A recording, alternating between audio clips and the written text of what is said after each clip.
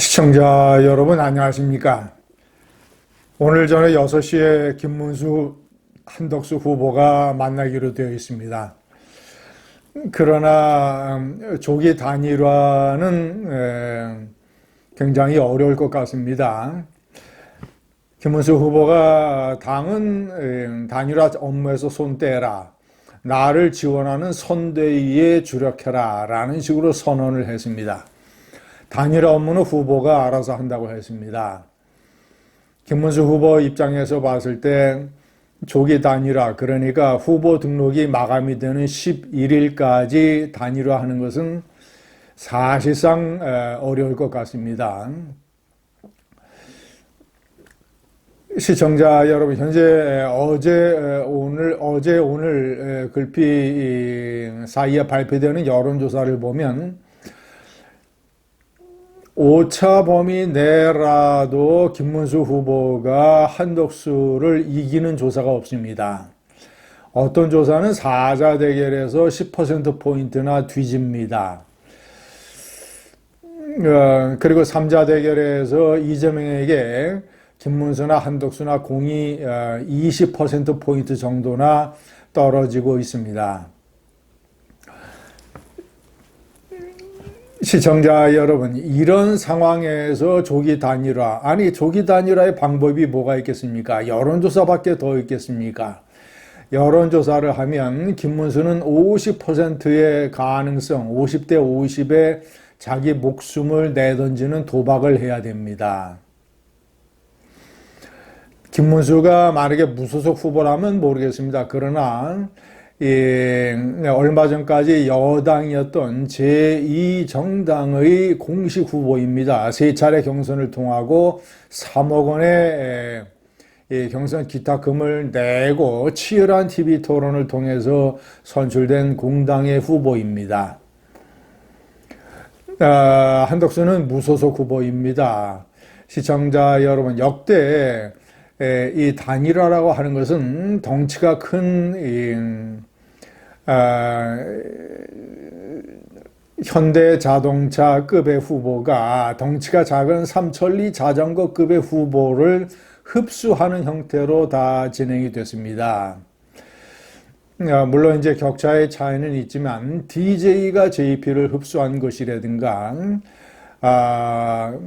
그리고 이 노무현, 그러니까 제 덩치가 큰 정당이 신생정당 정몽준을 흡수한 것이라든가, 그리고 이 제1야당 윤석열이 이 작은 정당의 안철수를 결국은 빨아들여 버린 것이라든가, 후보 단일화라고 하는 것은 말이 단일화지 한쪽의 작은 후보가 큰 후보에게 흡수되어 버리는 것이 단일화입니다. 그러나 지금 김문수와 한덕수는 지지율이 거의 비슷합니다. 동등한 후보입니다. 이럴 때 단일화를 해서 한덕수는 패해도 괜찮지만 김문수는 만약에 패하게 된다면 74세 인생의 가장 최대의 개망신이 될 것입니다. 못난이가 될 것입니다. 그가 여기가 이 조기 단일화를 질질 끌면 배신자, 배반자, 사기꾼 그런 얘기를 들을 수밖에 없지만 김문수 입장에서는 배반자 소리가 차라리 못난이보다는 나을 것이다, 쪼다보다는 나을 것이다 라는 생각을 속으로 왜 안 하겠습니까? 자, 한덕수의 급소가 돈이라는 점도 김문수는 잘 알고 있습니다. 한덕수가 후원회를 차렸지만 30억 원을 채우는 데는 상당히 난망할 겁니다. 시간도 많이 걸릴 것입니다. 시청자 여러분, 대통령 후보의 선거 자금은 후원회에서 최대한 얻을 수 있는 30억 원, 그리고 자기 돈, 그리고 자기 가족의 돈, 그리고 정당 후보인 경우에는 정당 지원금을 쓸 수 있습니다. 3년 전에 이재명 후보가 이 400여억 원의 정당 지원금을 써서 지금 그것이 이제 재판에서 관건이 되고 있는 것이죠. 다 마찬가지입니다. 공당의 후보는 정당 자금은 쓸 수 있습니다. 한덕수는 쓸 정당 자금이 없습니다. 자기가 시간이 걸려서 개인 후원 후에 30억 원을 채울 수 있을지 모르지만 채운다고 하더라도 자, 이제 11일 후보 등록을 마치면 12일서부터 선거운동이 시작이 됩니다. 그러면 우선 시청자 여러분, 각 가정에 배달되는 투표 공보, 그 안에 들어가는 각 선거의 후보 팜플렛, 이 팜플렛을 제작하는 데만 수십억 원이 듭니다.